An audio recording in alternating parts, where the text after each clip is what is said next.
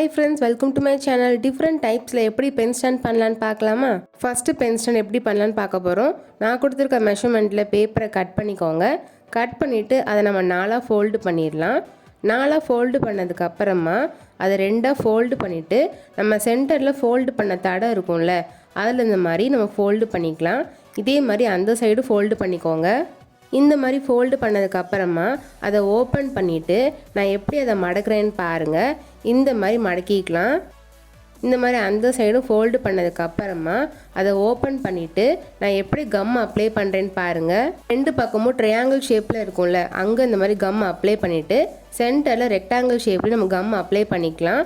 கார்னர்ஸில் மட்டும் come apply பண்ண வேண்டாம். இதுக்கப்புறம் நான் எப்படி ஒட்டுறேன்னு பாருங்கள். இந்த மாதிரி ஒட்டினதுக்கு அப்புறமா அதை நல்லா இந்த மாதிரி ஃபோல்டு பண்ணிக்கோங்க. இப்போ உங்களுக்கு இந்த மாதிரி வந்திருக்கும். இதே மாதிரி உங்களுக்கு ரெண்டு பேப்பர் தேவைப்படும். நான் ஏன் ஒரு இதில் மட்டும் டிசைன் வேறு மாதிரி கொடுத்துருக்கேன்னு நான் ஊடால சொல்கிறேன்.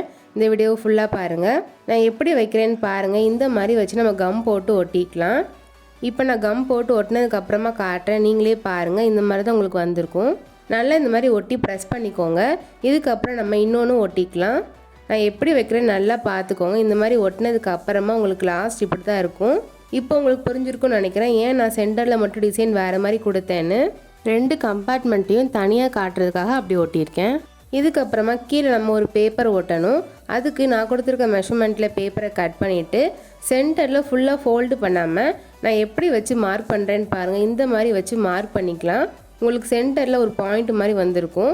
நம்ம என்வலப்லாம் மடிப்போம்ல, அந்த மாதிரி ஃபோல்டு பண்ணிக்கலாம். நான் சென்டரில் ஏன் மார்க் பண்ணேன்னா அப்போ தான் உங்களுக்கு ஈவனாக நாலு பக்கமும் வரும், அதனால தான். இந்த மாதிரி ஃபோல்டு பண்ணதுக்கு அப்புறமா திரும்ப சென்டர் பாயிண்டில் இந்த மாதிரி வச்சு ஃபோல்டு பண்ணிக்கலாம். இந்த மாதிரி நாலு பக்கமும் சுற்றி ஃபோல்டு பண்ணிக்கோங்க. ஃபோல்டு பண்ணிவிட்டு நல்லா ப்ரெஸ் பண்ணிக்கோங்க. இதுக்கப்புறம் அதை ஓப்பன் பண்ணிவிட்டு நம்ம ஆல்ரெடி செஞ்சு வச்சுருக்கோம்ல, அதை இது மேலே வச்சிடலாம். நான் எப்படி வைக்கிறேன்னு பாருங்கள். இந்த மாதிரி வச்சு அந்த கார்னர்ஸ் மட்டும் கம் போட்டு அப்ளை பண்ணிடலாம். இப்போ நான் ஒட்டிட்டு உங்களுக்கு காட்டுறேன், நீங்களே பாருங்கள். இதே மாதிரி நீங்களும் ட்ரை பண்ணி பார்த்துட்டு எப்படி வந்துச்சுன்னு கமெண்ட் பண்ணுங்கள். நீங்கள் யாருக்காவது கிஃப்ட் ஐடியா கொடுக்கணும்னு நினைக்கிறீங்கன்னா இந்த மாதிரி ஒரு பென் ஸ்டாண்ட் கொடுத்து பாருங்கள்.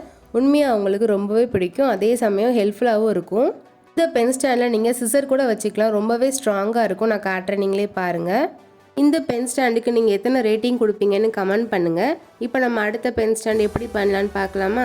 4 பேப்பர் தேவைப்படும் உங்களுக்கு. நான் அதுக்கு மெஷர்மெண்ட் கொடுக்குறேன். இந்த மாதிரி 4 டிஃப்ரெண்ட் சைஸில் பேப்பரை கட் பண்ணிக்கோங்க. அதே சைஸில் A4 ஷீட்டையும் கட் பண்ணிக்கோங்க.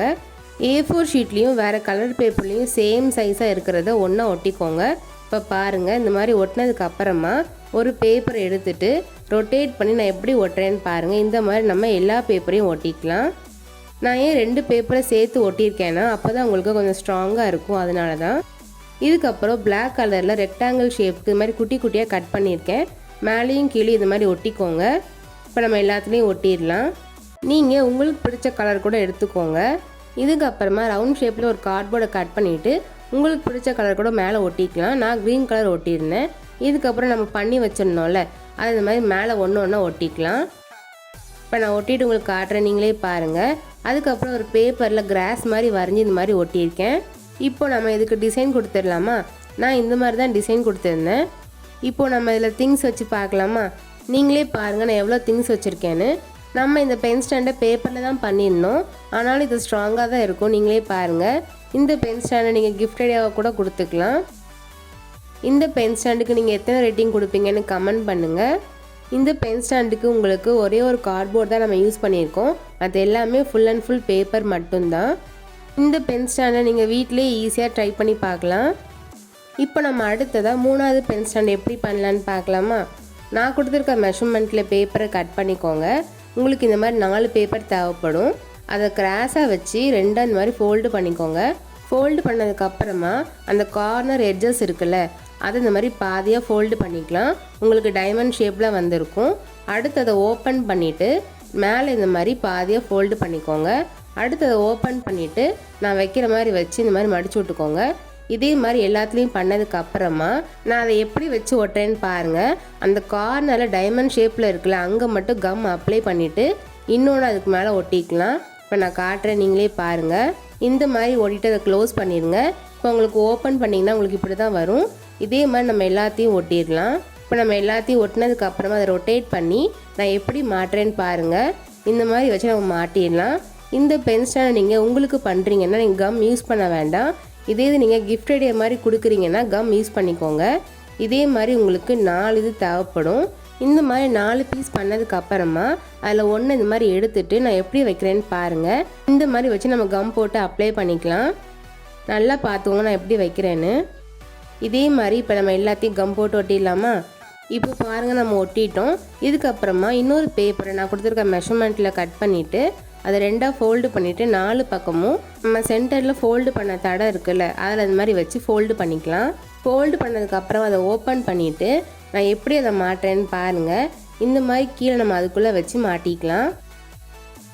இதையும் நீங்கள் கிஃப்ட் ஐடியா மாதிரி கொடுக்குறீங்கன்னா கம் போட்டு ஒட்டிடுங்க. அப்போ தான் ரொம்ப ஸ்ட்ராங்காக இருக்கும். இந்த பென் ஸ்டாண்டை நான் டோரிமான் தீமில் பண்ணியிருக்கேன். அதனால் கடைசியாக டிசைனுக்காக நான் டோரிமான் ஒட்டியிருக்கேன். நீங்கள் உங்களுக்கு பிடிச்ச தீம் இல்லைன்னா கலர்ஸில் நீங்கள் பேப்பரை சூஸ் பண்ணி இந்த மாதிரி ஒட்டிக்கோங்க. இப்போ நம்ம எல்லாம் திங்ஸ் வச்சு பார்க்கலாமா? நீங்களே பாருங்கள் எவ்வளோ அழகாக இருக்குன்னு. இந்த பென் ஸ்டாண்டை நீங்கள் கிஃப்ட் ஐடியாவாக கொடுத்து பாருங்கள். உண்மையாகவே உங்களுக்கு ரொம்ப பிடிக்கும். இது பார்க்க என்னதான் சிம்பிளாக இருந்தாலும் ரொம்பவே க்யூட்டாக அப்புறம் ஸ்ட்ராங்காகவே இருந்துச்சு. இந்த பென் ஸ்டாண்டுக்கு நீங்கள் எத்தனை ரேட்டிங் கொடுப்பீங்கன்னு கமெண்ட் பண்ணுங்கள். இந்த வீடியோவில் டிஃப்ரெண்ட் டைப்ஸில் நான் உங்களுக்கு எப்படி பென் ஸ்டாண்ட் பண்ணலான்னு சொல்லியிருக்கேன். இந்த வீடியோ உங்களுக்கு கிஃப்ட் ஐடியா கொடுக்க ஹெல்ப்ஃபுல்லாக இருந்திருக்கும்னு நினைக்கிறேன். மறக்காமல் சப்ஸ்கிரைப் பண்ணுங்கள். பாய்.